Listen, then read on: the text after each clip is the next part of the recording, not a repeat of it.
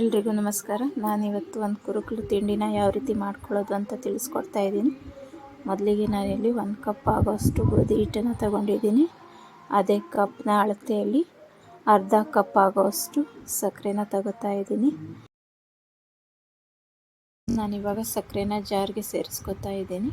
ಹಾಗೆಯೇ ಅದೇ ಮೆಜರ್ಮೆಂಟಲ್ಲಿ 1/4 ಕಪ್ ಆಗೋಷ್ಟು ರವೆನ ಕೂಡ ತಗೊಂಡಿದ್ದೀನಿ. ಅದನ್ನು ಸಕ್ಕರೆ ಜೊತೆಗೆ ಸೇರಿಸ್ಕೊಂಡು ನೀಟಾಗಿ ಪುಡಿ ಮಾಡ್ಕೊಳ್ಳೋಣ. ಸಕ್ಕರೆನ ಅಳತೆ ನೋಡಿ ಕರೆಕ್ಟಾಗಿ ಹಾಕ್ಕೊಳ್ಳಿ. ಜಾಸ್ತಿ ಸ್ವೀಟ್ ಆದರೆ ತಿನ್ನೋದಕ್ಕೆ ಚೆನ್ನಾಗಿರೋಲ್ಲ. ಈ ರೀತಿ ಪುಡಿ ಮಾಡಿಕೊಂಡು ಗೋಧಿ ಹಿಟ್ಟಿನ ಜೊತೆ ಸೇರಿಸ್ಕೊಳ್ಳೋಣ. ಹಾಗೆಯೇ ಸ್ವಲ್ಪ ಉಪ್ಪನ್ನು ಹಾಕ್ಕೊಳ್ಳಿ. ನಂತರ ಅದನ್ನು ನೀಟಾಗಿ ಮಿಕ್ಸ್ ಮಾಡಿಕೊಂಡು ಒಂದು 4ರಿಂದ 5 ಟೇಬಲ್ ಸ್ಪೂನ್ ಆಗೋಷ್ಟು ತುಪ್ಪನ ಬಿಸಿ ಮಾಡಿ ಹಾಕ್ಕೋತಾ ಇದ್ದೀನಿ. ತುಪ್ಪ ಹಾಕಿದ ನಂತರ ನೀಟಾಗಿ ಸ್ಪೂನಿಂದ ಮಿಕ್ಸ್ ಮಾಡ್ಕೊಳ್ಳೋಣ. ಯಾಕಂದರೆ ತುಪ್ಪ ಬಿಸಿ ಇರುತ್ತೆ, ಕೈಯಿಂದ ಮುಟ್ಲಿಕ್ಕೆ ಹೋಗಬಾರ್ದು, ಕೈ ಸುಡುತ್ತೆ. ಹಾಗಾಗಿ ತುಪ್ಪ ಹಾಕಿ ನೋಡಿ ಈ ರೀತಿ ಉಂಡೆ ಕಟ್ಟೋ ಟೈಪು ಅದಕ್ಕೆ ಮಿಕ್ಸ್ ಮಾಡ್ಕೋಬೇಕು ತುಪ್ಪದಲ್ಲಿ. ನಂತರ ಸ್ವಲ್ಪ ನೀರು ಸೇರಿಸಿ ನೀಟಾಗಿ ಹಿಟ್ಟನ್ನ ಕಲಿಸ್ಕೊಳ್ಳೋಣ. ನಾವು ಚಪಾತಿಗೆ ಯಾವ ರೀತಿ ಹಿಟ್ಟನ್ನ ಕಲಿಸ್ಕೋತೀವೋ ಆ ರೀತಿ ಹಿಟ್ಟನ್ನ ಕಲಿಸ್ಕೋಬೇಕು. ಆದರೆ ಸ್ವಲ್ಪ ಗಟ್ಟಿ ಇರಬೇಕು ಈ ಹಿಟ್ಟು. ನೋಡಿ ನಾನು ಈ ರೀತಿ ಕಲಿಸ್ಕೊಂಡಿದ್ದೀನಿ.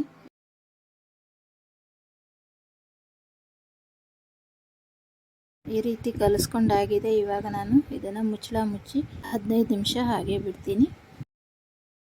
ಈಗ 15 ನಿಮಿಷ ಆಗಿದೆ. ನಾವಿವಾಗ ಇದನ್ನು ಲಟ್ಟಿಸ್ಕೊಳ್ಳೋಣ.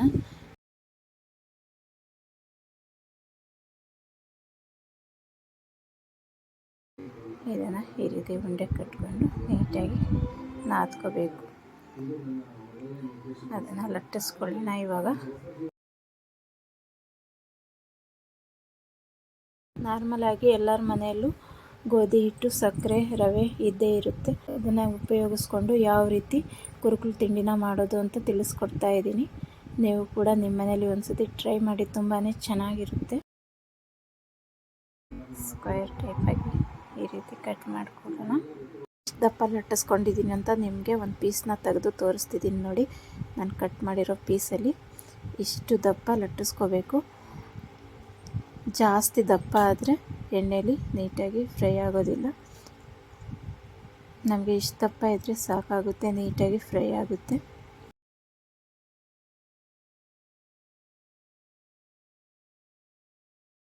ಬಾಣಲೆಯನ್ನು ಇಟ್ಕೊಂಡು ಅದಕ್ಕೆ ಎಣ್ಣೆನ ಹಾಕ್ಕೋತಾ ಇದ್ದೀನಿ. ಎಣ್ಣೆ ಬಿಸಿ ಆಗಲಿ. ಎಣ್ಣೆ ಬಿಸಿ ಆದಮೇಲೆ ಇದನ್ನ ಬಿಡಿಯಾಗಿ ಒಂದೊಂದೇ ಪೀಸನ್ನ ನೀಟಾಗಿ ಎಣ್ಣೆಗೆ ಸೇರಿಸ್ಕೋಬೇಕು. ಒಂದೇ ಸತಿ ಹಾಕ್ಕೊಂಡ್ರೆ ಅದು ಅಂಟ್ಕೊಳ್ಳುತ್ತೆ. ಹಾಗಾಗಿ ಬಿಡಿಯಾಗಿ ಹಾಕ್ಕೋಬೇಕು.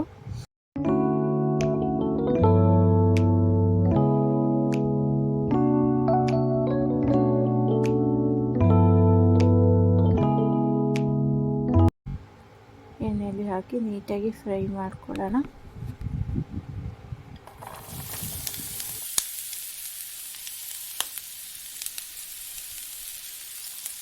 ಹೈ ಫ್ಲೇಮಲ್ಲಿ ಇಟ್ಕೊಂಡ್ರೆ ಮೇಲ್ಗಡೆ ಬೇಗ ಕಲರ್ ಬಂದುಬಿಡುತ್ತೆ, ಒಳಗಡೆ ಬೆಂದಿರೋದಿಲ್ಲ.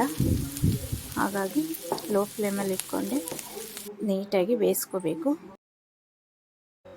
ರೆಡಿ ಮಾಡ್ಕೊಂಡಿದ್ದೀನಿ. ಎಷ್ಟೊಂದು ಕ್ರಿಸ್ಪಿಯಾಗಿ ಬಂದಿದೆ ಅಂತ.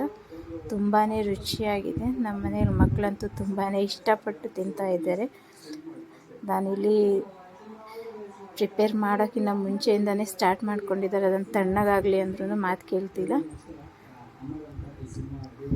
ತುಂಬಾ ರುಚಿಯಾಗಿರುತ್ತೆ. ನೀವು ಕೂಡ ನಿಮ್ಮ ಮನೆಯಲ್ಲಿ ಒಂದ್ಸತಿ ಟ್ರೈ ಮಾಡಿ ನೋಡಿ. ಮಕ್ಕಳು ಕೂಡ ತುಂಬಾ ಇಷ್ಟಪಟ್ಟು ತಿಂತಾರೆ ಮತ್ತು ಆರೋಗ್ಯ ಕೂಡ ಒಳ್ಳೆಯದು.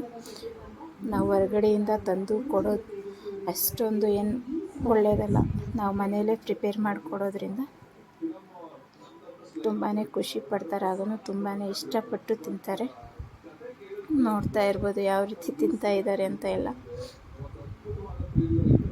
ನಿಮಗೆ ನಮ್ಮ ವಿಡಿಯೋ ಇಷ್ಟ ಆಗಿದ್ದರೆ ಪ್ಲೀಸ್ ಲೈಕ್ ಮಾಡಿ ಮತ್ತು ಶೇರ್ ಮಾಡಿ, ಕಮೆಂಟ್ಸ್ ಮಾಡಿ. ಮುಂದಿನ ವಿಡಿಯೋಗಾಗಿ ನಮ್ಮ ಚಾನಲ್ನ ಸಬ್ಸ್ಕ್ರೈಬ್ ಆಗಿ.